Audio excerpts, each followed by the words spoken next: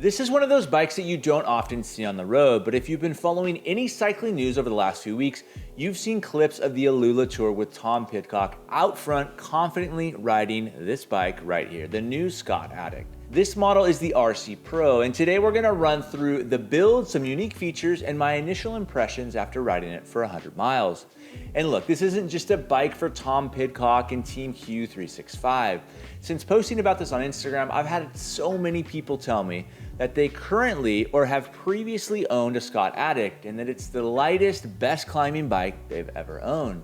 Now, does this new model live up to that reputation, or does it get lost like so many other modern bikes in the quest to do it all? Let's find out. At a stated weight of 690 grams, this is the Addict RC Pro frame, which sits right below their ultralight RC Ultimate frame at 599 grams. It's a size 56, or large in Scott terms, in a color appropriately named Cumulus White and Carbon Black. This is a full Shimano Dura-Ace Di2 build with a 5236 paired with an 1134 Dura-Ace cassette.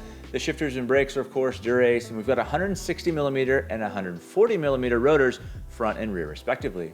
It has a direct mount derailleur hanger, which is something new since the last time I rode Shimano. It's actually been years since I've ridden a bike with Shimano, and I have to admit, it feels great. Between this bike and my personal bikes, I can't help but want to stir up the age-old debate of SRAM versus Shimano. If that's of interest, drop me a comment below and let me know. This build gets the 40mm Synchros Capital 1.0 S-Level hookless wheels with 28mm Schwalbe Pro 1 tubeless tires. These have the DT Swiss 240 hubs, which are whisper quiet, and the engagement's great. I really like that hub. The RC Pro has the SL level Synchros bar stem combo, and in this case, it's in 40cm by 110mm stem. It's got an out front mount that mounts to the bottom of these bars. It's pretty slick. This has the SL level seat post. There's another seat post in the lineup that has an integrated tail light. This is not that version, and my understanding is that this is the lighter of those two. I typically use a Garmin Varia, so I'll gladly take the weight savings. Mounted to the seat post is the Synchros Belcara regular 1.0 saddle. Now, tire clearance across all of these models is 34mm, which is really right where I think it needs to be on a modern race bike. It looks like the front derailleur actually sits further in towards the center than the chainstays, which would mean that that is going to be your biggest tire clearance limiter, but the frame might actually be able to accommodate larger tires. Maybe the form factor of like a SRAM red derailleur is slightly smaller, allowing you to go larger than 34mm. I'll do a little bit of a deep dive into that. This frame uses a press fit bottom bracket and also has a few other unique features. The first is hidden right inside of the bar ends, and it's this tiny little multi-tool with a T25 Torx and a 6mm hex option. And if one of those doesn't work, inside of the bottle cage on the down tube, well, it's got this kind of fancy integrated multi-tool that they've included there as well. They've even gone as far as to include a small mount for a CO2 cartridge and a nozzle.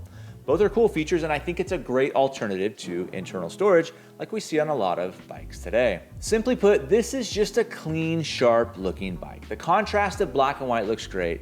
Then you add the gloss black of the Dura-Ace chainrings backed up against the matte black frame section, and it creates a really classy, simple look.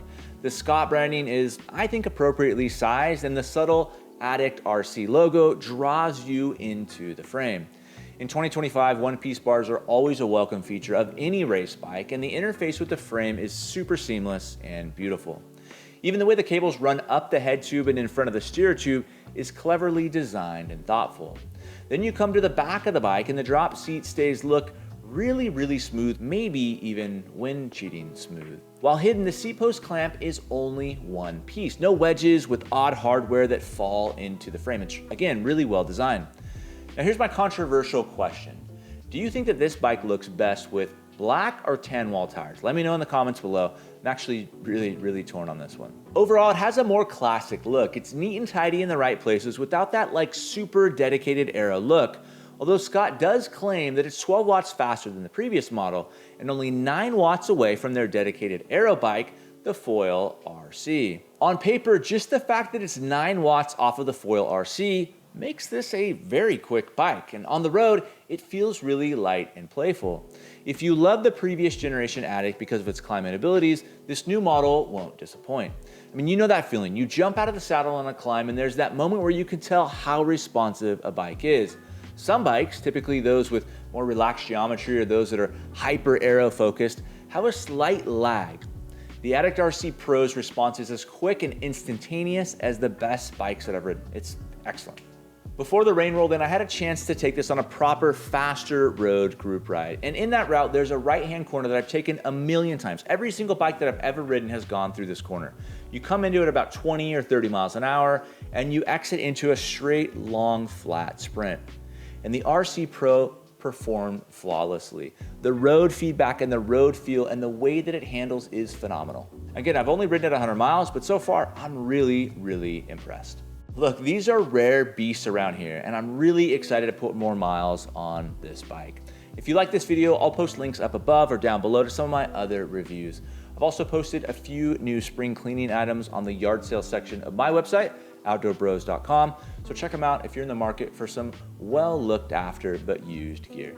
Anyways, if you have any questions, don't hesitate to drop a comment below or shoot me a message on Instagram. Until next time.